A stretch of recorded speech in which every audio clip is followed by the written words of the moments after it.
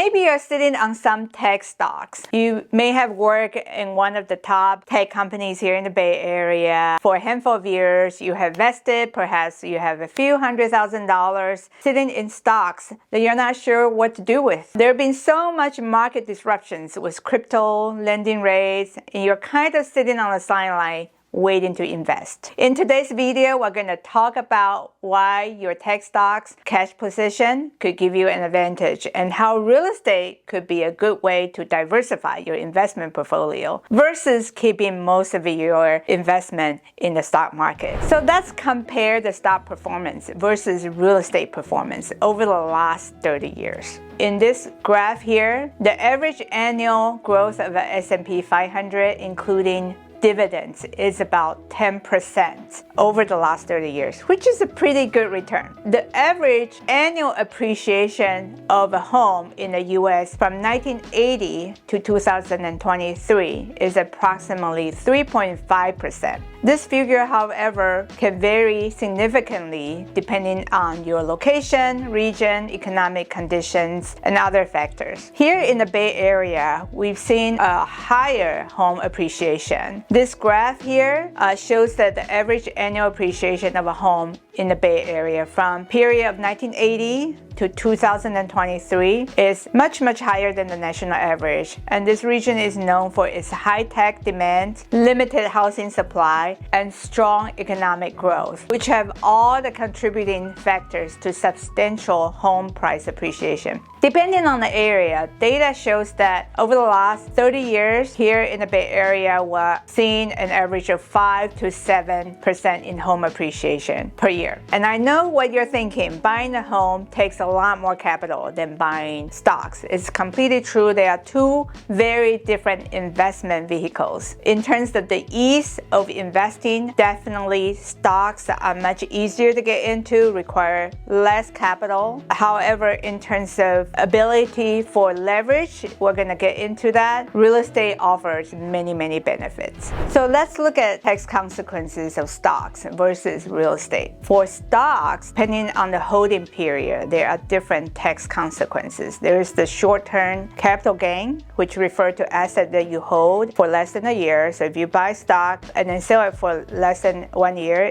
you will be subject to short-term capital gain, and that's usually considered your ordinary income, and depending on your income bracket, you will be taxed accordingly. Long-term capital gain at the federal level is either 0%, 15%, or 20%, depending on your income tax level. So for real estate, depending on whether you use your home as a primary residence or investment property, for primary residence, that capital gain tax is actually, you could exclude that amount as long as you live in the home for 2 of the last 5 years as a primary home. You could exclude that capital gain for individual up to $250,000. That's $250,000 you could pocket or use for other purposes without having to pay any capital gain tax. If you are married, that tax exclusion amount is $500,000, which is a huge benefit that the stock market doesn't give for owning real estate. For investment property, which is defined by properties that you don't live in and you're actually most of the time have it rented out. If you have it rented out for 2 of the last 5 years, the gain upon sale could be tax deferred through 1031 exchange, which is a significant, also a powerful tax benefit in real estate. For example, if you bought a property 10 years ago for $500,000, 10 years later, today, with the appreciation of 5 to 7% over the last 10 years, that $500,000 property could potentially grow to $1 million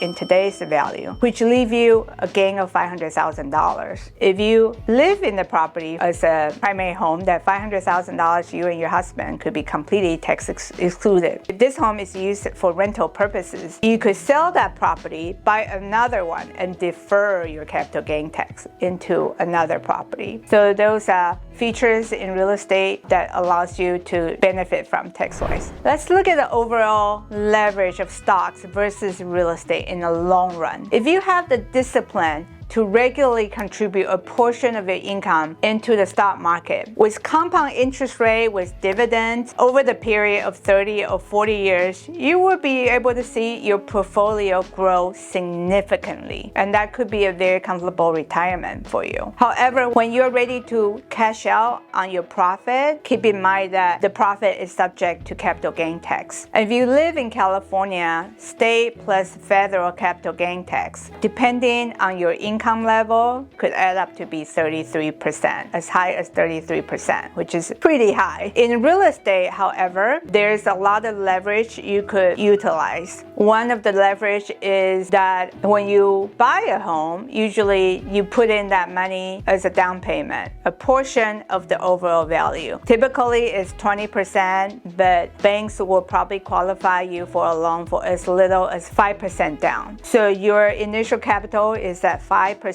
or 20% that you put in, but the growth of the asset is on the entire value of the home. So that's a very good way to leverage real estate. The other good leverage is what I mentioned earlier, the tax exclusion. When you have a gain in real estate as a primary home, there is an exclusion amount. For a married couple, up to $500,000. Gain on your home that you call primary home is completely tax-free. You don't have to pay any capital gain tax. Well, that's not a benefit if you own the same asset in the stock market. And if that home is used as a rental property, you could defer the capital gain through 1031 exchange. And upon the passing, there is a way to completely pass on that asset to your heirs, as long as it's within the estate exemption amount. So real estate has a lot of powerful way where you can leverage, while stock doesn't come with those benefits. There's another way how real estate also could generate income regularly is through rental income. If you own the property, you're generating rent. Finally, real estate also allow you to generate cash flow where you don't have to pay capital gain taxes through taking advantage of depreciation, through taking advantages of all the expenses that you spend in your rental property. So essentially, there's so much tax benefit that you can take advantage of. If you found this video helpful, remember to sign up for my upcoming webinar when I dive into 1031 exchanges, specifically talking about how I double my cash flow with a 1031 exchange. Sign up at the link below for my upcoming 1031 exchange webinars.